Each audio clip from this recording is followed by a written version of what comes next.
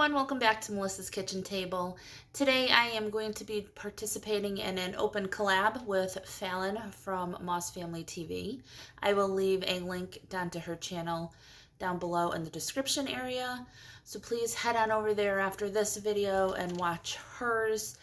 Fallon and her family are so nice and so sweet. They seem like a very happy, loving, and blessed family. So I encourage you all to go check their channel out. So this is an open collab for a vintage Christmas recipe or a Christmas recipe you grew up on. So today I'm going to be doing lasagna. And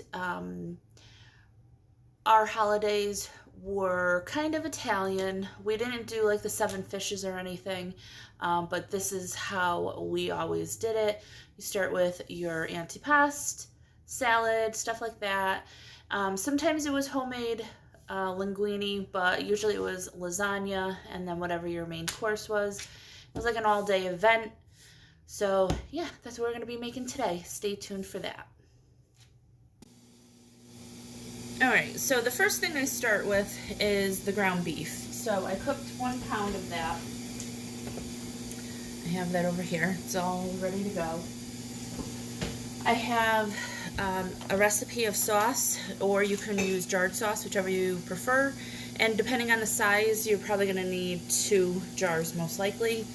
Mine I just took out of the freezer. And I do believe I have a recipe for an Instant Pot bolognese sauce that I can leave down below if you need a recipe for that. So first thing I start with is making the cheese mixture. I have 1 block of cream cheese.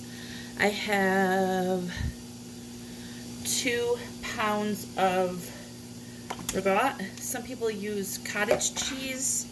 I've never tried that, so I don't know what that tastes like, but use what you prefer. I'm going to use some onion.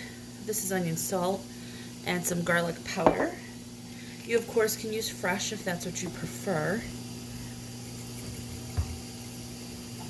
A couple teaspoons of each. We like a lot of garlic, so. And then you're going to add 2 eggs to this. That is what's going to make like the cheese custard.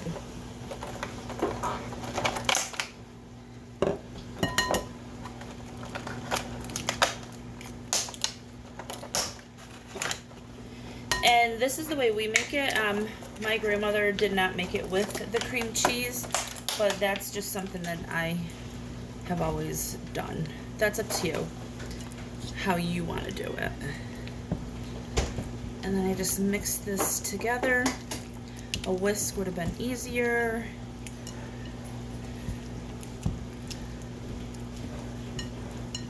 And in the meantime, I have my baking dish sprayed, and I have my oven preheating to 375. You're going to bake this 25 minutes covered, 25 minutes uncovered, and usually you'll add some cheese at the end too. Alright, so everybody can do theirs differently. Some people like to add the meat right to the sauce. I don't. I add it separate, but you can if you prefer. I just gotta get my sauce out. Okay, so I'm using the 9x13 pan here, and I'm gonna lay some sauce in here. Now, I make a really big batch at one time, so this was frozen, so I partially defrosted. You can also use lasagna noodles that you have to cook. I prefer to use the oven ready. They're so much easier to make. They taste the same. If you feel that they taste different, use whatever noodles your family likes better. But my family doesn't know, and these are easy. So I just lay them across, and then you always got to break that in. Like that. Try to get that in there. Okay. To this, you're going to add half of this cheese mixture. You can make multiple layers if you'd like. That's up to you. This is how we do it, like I said.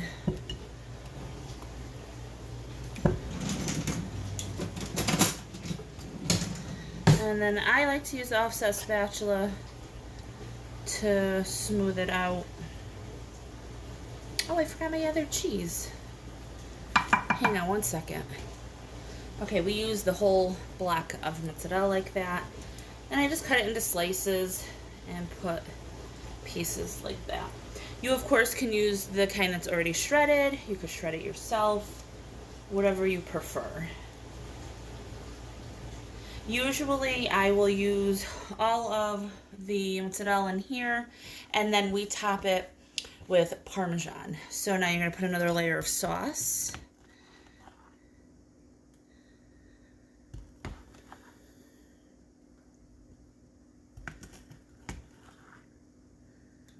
And you could either put the meat layer here, or you could put it in the next layer, up to you. I will put it in the next layer. So again, we will put our lasagna noodles straight across.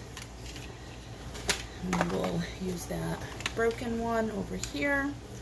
If you put sauce first, whatever, it doesn't matter. I find it easier to put the cheese first than the sauce. And like I said, if you want to make 3 layers, you can. That box of noodles does come with it.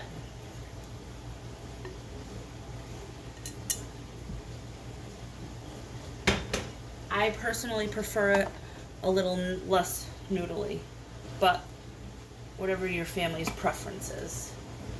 And you can get 3 layers with this amount of ragout. There is more than enough.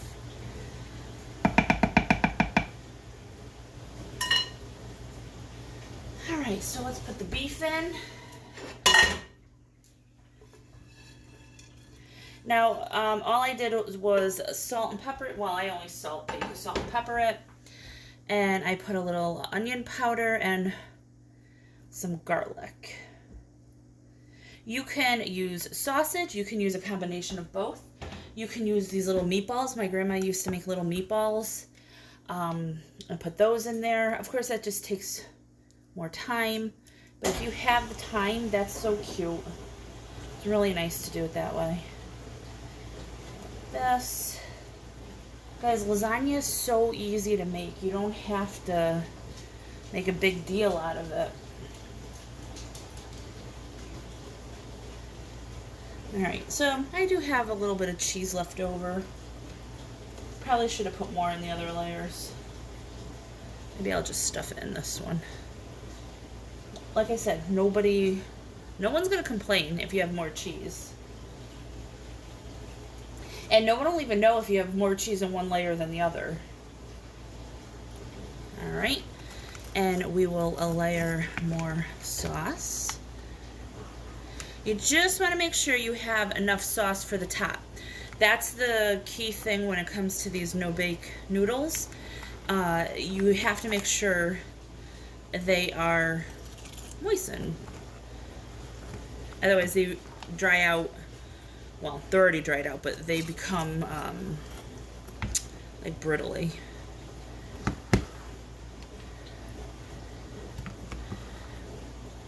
Okay, there's that, and we will put our last layer on. The last one I usually overlap like that. You can also cut some to fit the top over here. Again, nothing's peeking out. And then gotta get enough sauce for the top. Like I said, that needs to be covered.